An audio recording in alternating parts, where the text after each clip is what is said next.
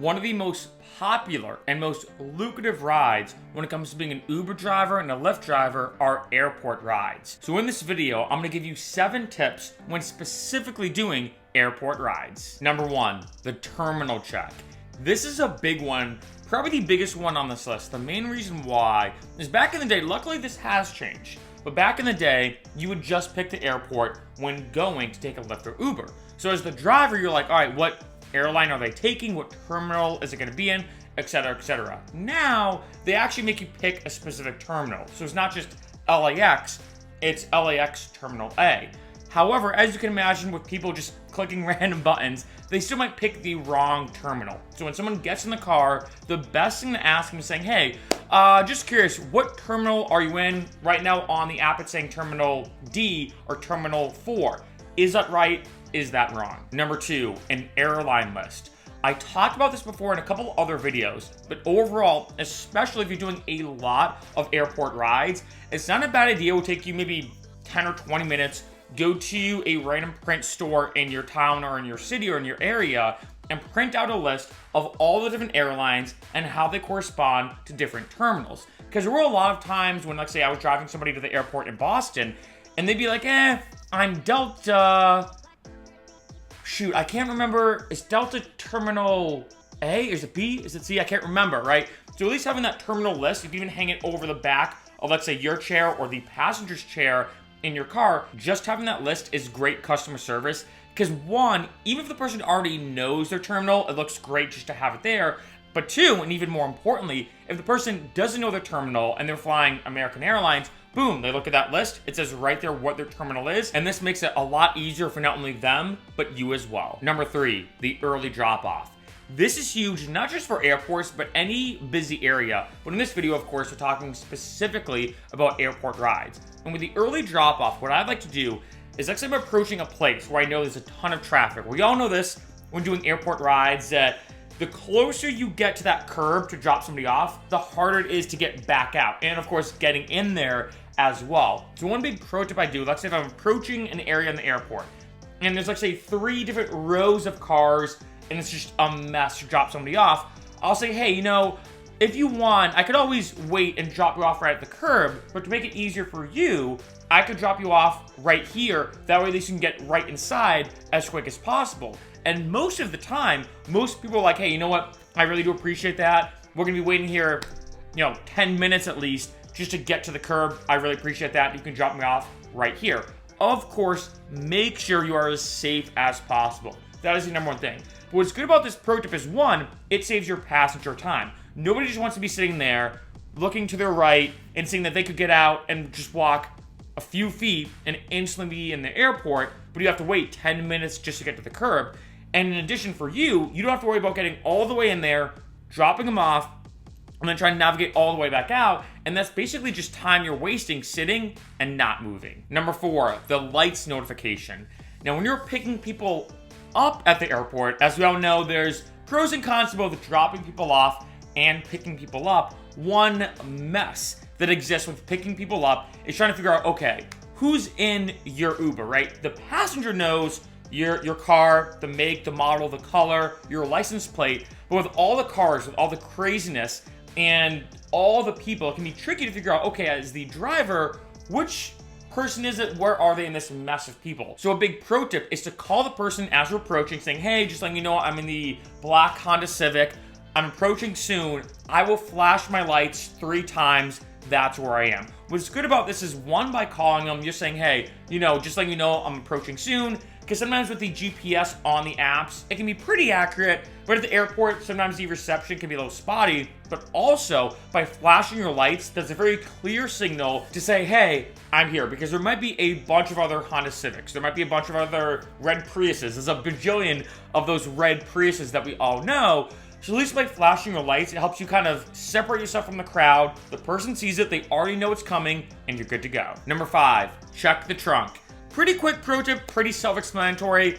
Just do it, because this happened to me one time, actually. I got done with a DJ gig the night before, woke up early the next morning, drove somebody to the airport. When they got in my car initially, I opened up my trunk, or they did actually, which makes it even worse. They opened up my trunk and said, hey,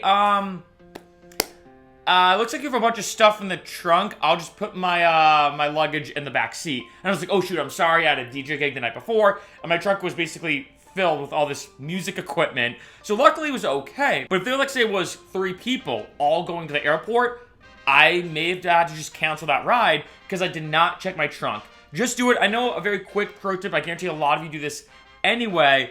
But it is a big one, especially if you're in an area with a lot of airport rides. Make sure your car is as clean as possible. Not only just clean, but there's as little items as possible. Number 6, the airport logistics. In addition to number 1, this actually, maybe now you think about it, more important. And the reason why is every airport has its own quirks, its own kind of unique logistics when it comes to picking people up and dropping them off. For example, in Boston, I remember after you drop somebody off, if let's say you want to do another ride or pick somebody up, you had to wait in this specific lot. It's called the cell phone lot or something. And this is a few years ago, or actually maybe 5 years ago now. So this may have changed too, right? And this changes year to year. Here in LA, there's something called the LA exit. They're doing a bunch of construction in LA when it comes to their airport. And when the LA exit first happened, you actually didn't pick somebody up. As you drive up as a driver, the person would walk to your car, you'd show them a code, the passenger would enter in a code, and then they would pair you together. So it wasn't like you were driving up to pick up Jessica or Tom. You would drive up and just randomly pick somebody out of the crowd and connect the codes, and that's how you drop them off. Now that actually has changed. Now it's more of the traditional style of picking somebody up. You still have to drive to the LA exit, but you're paired with somebody in the more traditional way with the Uber and Lyft app. So this is something just to keep in mind. Like, I suggest maybe even just Googling in your area, what is it like being a driver in that airport? You might even be able to look online on Lyft and Uber's website about your specific location. This is just something to be aware of because I know, luckily it's gotten a lot better. But back in the day, cops were heavily cracking down on drivers who did not follow these airport logistics accurately. Now I think there's a lot more leeway. Lyft and Uber is so common now. There's usually like dedicated Uber and Lyft pickup spots like the LA exit here in LA. But overall, you just want to be aware of these logistics. They're incredibly important. Number 7, the Uber and Lyft sign. Just have it. What I'm talking about is some sign, whether it's like a picture, whether it's that big thing that Lyft gives you that you put on the front that kind of lights up. Whatever the case is, basically something on your car to say to everybody, passengers, pedestrians, especially police and security personnel, that says, hey, I'm an Uber and Lyft driver. I'm just here to do my job. I'm trying to pick somebody up or I'm trying to drop them off. The reason why is I find that cops and security personnel, airport workers, etc., give you a lot more slack and a lot more kind of leeway if they understand, like, hey, I'm just a worker as well. I'm just trying to do my job, just like you're trying to do your job. I just want to get in or get out or a combination of the two and get on with the next ride. Just have it on your car, and especially too for a lot of people in the area, it really just lets them know that you're a driver, and therefore, especially let's say if you have to go to a designated spot that's just for Uber and Lyft drivers, you don't have to do that thing where you roll down your window and say, hey, I'm a driver, I'm just here to pick somebody up in this specific lot. They see your sticker or that light up thing or whatever the case is, and you're good to go. And now, a bonus tip, and that is do the Hotspot test. Now, I just posted this on my Uber driver tips and my Lyft driver tips series. A hotspot is what I find is any area that you know all those rides are gonna be super lucrative. Usually, it's a traveling area. So this could be an airport, it could be a bus station. You know, in Boston, I talk a lot about South Station because there's a lot of, buses and also trains that go into that area. Basically, any spot that really does revolve around traveling, because you know when you pick somebody up, it's not like they're going 5 or 10 minutes down the road. Usually, it's at least a 20 or 30 minute ride. Obviously, it depends. And what I suggest to do when it comes to any city, let's say there's an airport near you, is try doing what I like to call the hotspot test. What you do, go to the airport, right? Have the app off. Go to the airport or the main area around the airport. Turn the app on. Now, let's say you get a ride that involves the airport. Do that ride.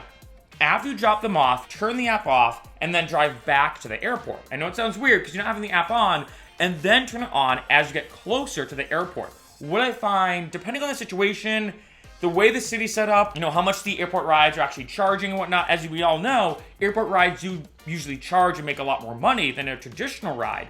So what I find is that even though, yeah, you're almost eating that time going back, really you're not making any money going from where you just dropped somebody off to drive all the way back to the airport, because hey, you might be able to get other rides. By waiting, you're able to get a more lucrative ride overall. This depends, like I said, on situation to situation.